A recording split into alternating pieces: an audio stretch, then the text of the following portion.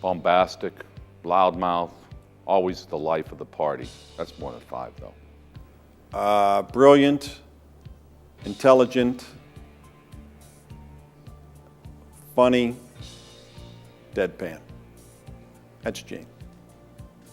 Humble. Truly outstanding gentleman.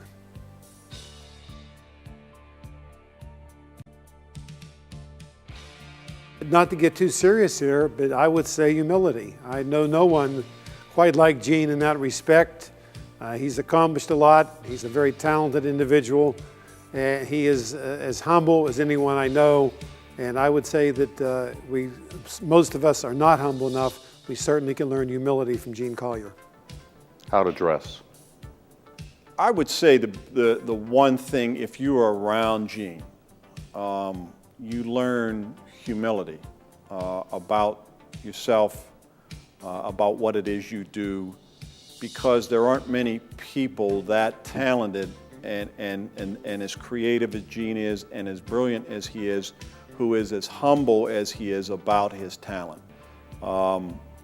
So when you're around Gene, to me, beyond the obvious of learning how to be a good writer, I don't know that you learn that just by being around Gene, but you learn what humility is being around Gene.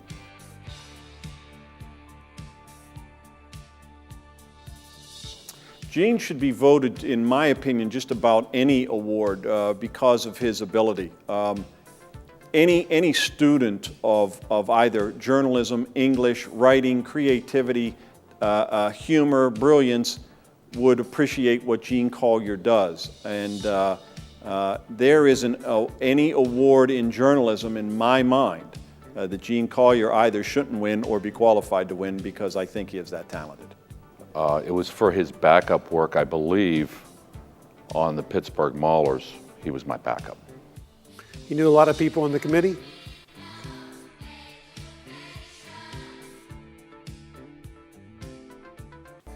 Mr. Jones by the Counting Crows. I'd like to see Gene doing that song. I think that'd be very good, very apropos. Sing it, Gene.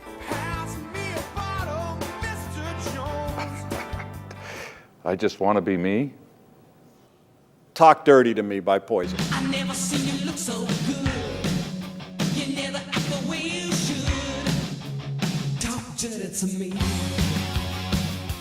Go, Ernie. It's your bath time. We gon' party 'cause it's your bath time. He has difficulty stepping out of bathtubs.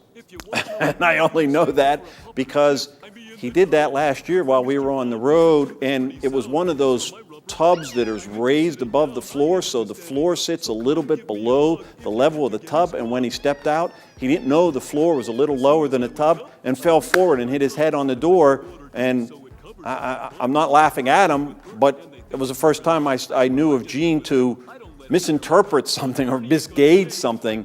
And so that's what I would say that people don't know. He has a hard time stepping out of bathtubs. He drinks light beer. I told you, all of my critics, I told you all that I was the greatest of all time. Gene, as I've stated here previously, I can't think of anyone more deserving of this award. And as I said, what took them so long. You were the consummate newspaper man in every phase of the business, but more than that, I mean, you are a guy who's been a role model for so many of us, and not because the way you write, because we certainly would never expect to match that, but the way you handle yourself, the way you conduct business, and I say most of all, because you have never flinched from doing the right thing. That's something I've always admired about you. So Gene, it has been my pleasure. Congratulations on this most deserved award. Gene, congratulations on your award. As you know, I am your friend, and I am also your fan. I appreciate your love for the craft. I love our conversations about the business, and this award is very fitting and very deserving, and there's no award in America that you shouldn't be qualified to win. Congratulations, my friend, and all the best, and I hope we have many, many more conversations. I was to be hired by the Post-Gazette, Bruce Kiden, what I thought was late 1982. Well, instead, he hired Gene Collier. And one of my friends said, Don't worry, he's just a pedestrian writer from Philly. And then I saw his first story. I cannot remember what it was. And I went, wow.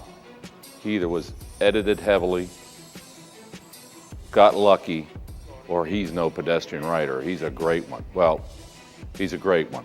That's been borne out over the last, what is it now, Gene, 30 years. I can honestly say the best writer I've ever read. And Gene, as a stand-up comic, you got to leave him laughing, right? Myron Cope called Gene Collier one of this country's best humorists back when Gene was switched from sports to news columns, and it was high compliment from Myron Cope. And of course, if you ever saw Gene's stand-up routine, you'd know that's not true. Love you, Gene. Hey, Gene, congratulations on this prestigious award. You know, there's one word in this award that describes you as a person and as a writer, and that's outstanding. I mean, even though we're close friends, man, I've always been a huge fan of yours. There's one thing about your writing that it's so distinctive, and it has a certain integrity about it, and of course humor in many ways.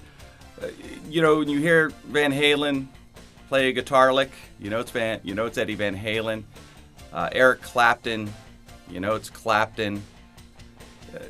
When you read Gene Collier, you know you're like a lead guitarist of journalists, I guess, of writers, because you know it's Gene Collier, and it's always awesome. It's always memorable, and I got to just congratulate you on the fact that you win this award from a humble place, because that's the kind of guy you are, and it's nice to see a guy like you get this kind of recognition.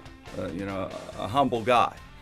And I got to tell you, knowing you for all those years, I think it's my job to tell everybody in attendance what kind of guy you are, man. And you are just a good human being, a good-hearted guy.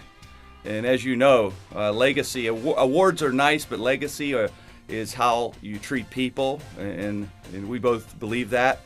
And the kind of person you are, and that is a great father, a great husband, and a great friend, loyal, kind, and just a 100% first-rate human being, man. And I couldn't be more proud of you, and congratulations on on this success. And guess what?